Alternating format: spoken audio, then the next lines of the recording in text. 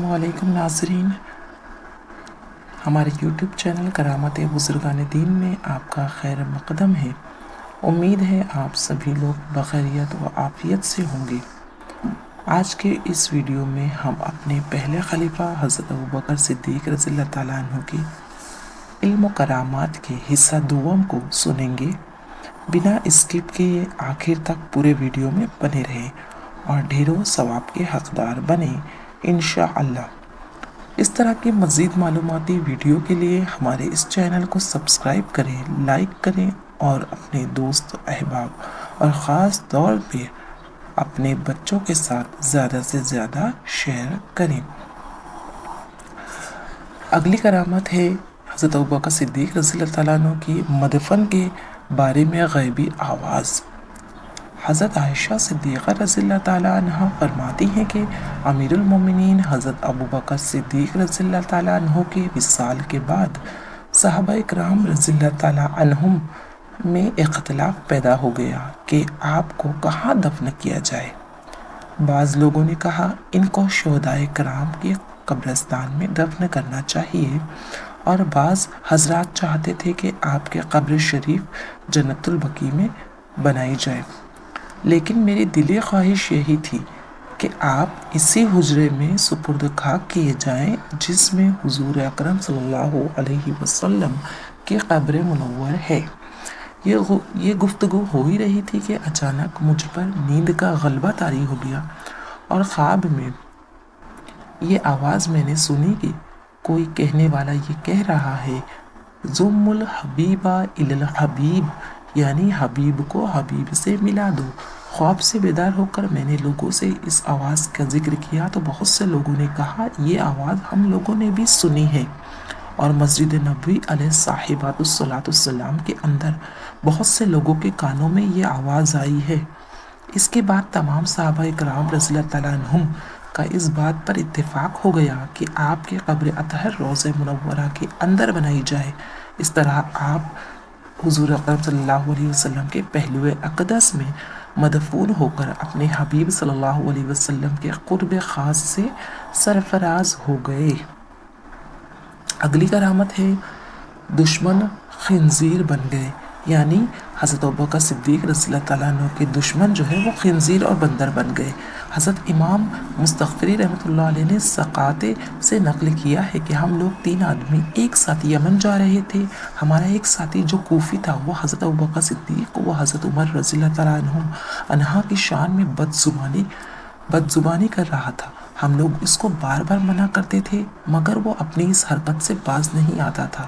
جب ہم لوگ یمن کے قریب پہنچ گئے اور ہم نے اس کو نماز فجر کے لیے جگایا تو وہ کہنے لگا میں نے ابھی یہ خواب دیکھا ہے کہ رسول کریم صلی اللہ علیہ وسلم میرے سرہانے تشریف فرما ہوئے اور مجھے فرمایا کہ اے فاسق، خداوند تعالیٰ نے تجھ کو ذلیل و خوار فرما دیا اور تو اسی منزل میں مسخ ہو جائے گا۔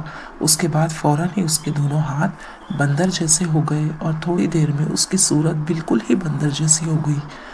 ہم لوگوں نے نماز فجر کے بعد اس کو پکڑ کر اونٹ کے پالان کے اوپر رسی سے جکڑ کر باندھ دیا اور وہاں سے روانہ ہوئے۔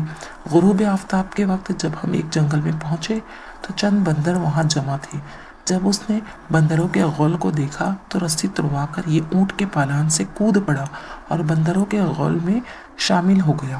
ہم لوگ حیران ہو کر تھوڑی دیر وہاں ٹھہر گئے تاکہ ہم دیکھ سکے کہ بندروں کا غول اس کے ساتھ کس طرح پیش آتا ہے، تو ہم نے یہ دیکھا کہ یہ بندروں کے پاس بیٹھا ہوا ہے، ہم لوگوں کی طرف بڑی حسرت سے دیکھتا تھا اور اس کی آنکھوں سے آنسو جاری تھے۔ گھڑی بھر کے بعد جب سب بندر وہاں سے دوسری طرف جانے لگے تو یہ بھی ان بندروں کے ساتھ چلا گیا۔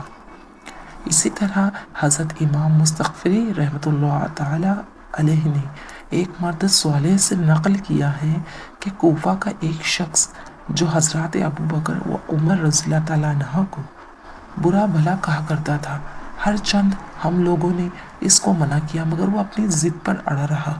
تنگ آ کر ہم لوگوں نے اس کو کہہ دیا کہ تم ہمارے قافلے سے الگ ہو کر سفر کرو۔ چنانچہ وہ ہم لوگوں سے الگ ہو گیا۔ جب ہم لوگ منزل مقصود پر پہنچ گئے اور کام پورا کر کے وطن کی واپسی کا قصد کیا تو اس شخص کا غلام ہم لوگوں سے ملا۔ جب ہم نے اس سے کہا کہ کیا تم اور تمہارا مولا ہمارے قافلے کے ساتھ وطن جانے کا ارادہ رکھتے ہو؟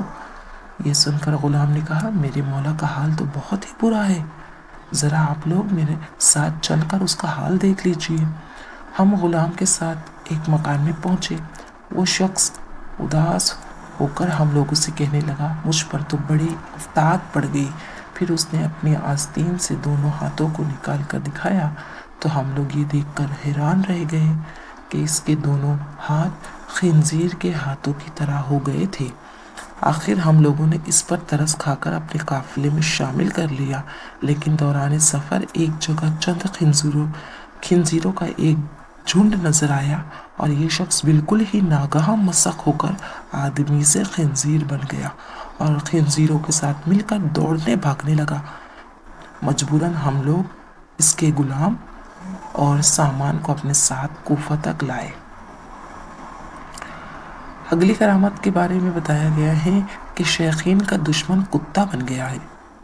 اس طرح حضرت امام مستغفری رحمۃ اللہ علیہ ایک بزرگ سے ناقل ہے کہ میں نے ملک شام میں ایک ایسے امام کے پیچھے نماز ادا کی جس نے نماز کے بعد حضرات ابوبکر و عمر رضی اللہ تعالیٰ عنہ کے حق میں بد دعا کی۔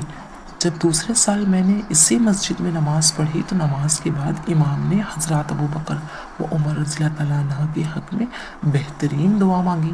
میں نے مصلیوں سے پوچھا تمہارا پرانا امام کیا ہوا؟ تو لوگوں نے کہا اس کو دیکھ لیجئے، آپ ہمارے ساتھ آ کر۔ میں جب ان لوگوں کے ساتھ ایک مکان میں پہنچا تو یہ دیکھ کر مجھ کو بڑی عبرت ہوئی کہ ایک کتا بیٹھا ہوا ہے اور اس کے دونوں آنکھوں سے آنسو جاری ہیں۔ میں نے اس سے کہا تم وہی امام ہو جو حضرات شیخین کے لیے بد دعا کیا کرتے تھے؟ تو اس نے سر ہلا کر جواب دیا کہ ہاں۔ اللہ اکبر، سبحان اللہ، کیا عظیم الشان ہے شان صحابہ اکرام رضی اللہ تعالیٰ عنہم کی، بالخصوص یار غار حضرت امیر المومنین حضرت ابوبکر صدیق رضی اللہ تعالیٰ عنہ کی۔ کیا خوب کہا ہے کسی مداح صحابہ نے، بیچ میں شمع تھی اور چاروں طرف پروانے، ہر کوئی اس کے لیے جان جلانے والا تھا۔ دعوائے الفت احمد تو سبھی کرتے ہیں، کوئی نکلے تو ذرا رنج اٹھانے والا۔ کام الفت کے تھے وہ جن کو صحابہ نے کیا، کیا نہیں یاد تمہیں غار میں جانے والا؟ مذکورہ بالا 3 روایتوں سے ظاہر ہے کہ حضرت ابوبکر و عمر رضی اللہ تعالیٰ عنہ کی مقدس شان میں بدگوئی اور بدزبانی کا انجام کتنا خطرناک و عبرتناک ہے۔ زمانِ حال کے تبعی روافظ کے لیے یہ روایت تعزیانہ عبرت ہے کہ وہ لوگ اپنی تبرہ بازیوں سے باز آ جائیں، ورنہ ہلاکتوں اور بربادیوں کا سگنل ڈاؤن ہو چکا ہے اور قریب ہے کہ عذاب الہی کی ریل گاڑی ان ظالموں کو روند کر چور چور کر ڈالے گی، اور انشاءاللہ یہ خبثہ بھی دونوں جہاں کی لعنتوں میں گرفتار ہو کر دنیا میں مسخ ہو کر خنزیر و بندر اور کتے بنا دیے جائیں گے، اور آخرت میں قہر قہار اور وہ غضب جبار میں گرفتار ہو کر عذاب نار پا کر ذلیل و خوار ہو جائیں گے۔ ویڈیو پسند آئے تو اس کو لائک اور سبسکرائب ضرور کریں۔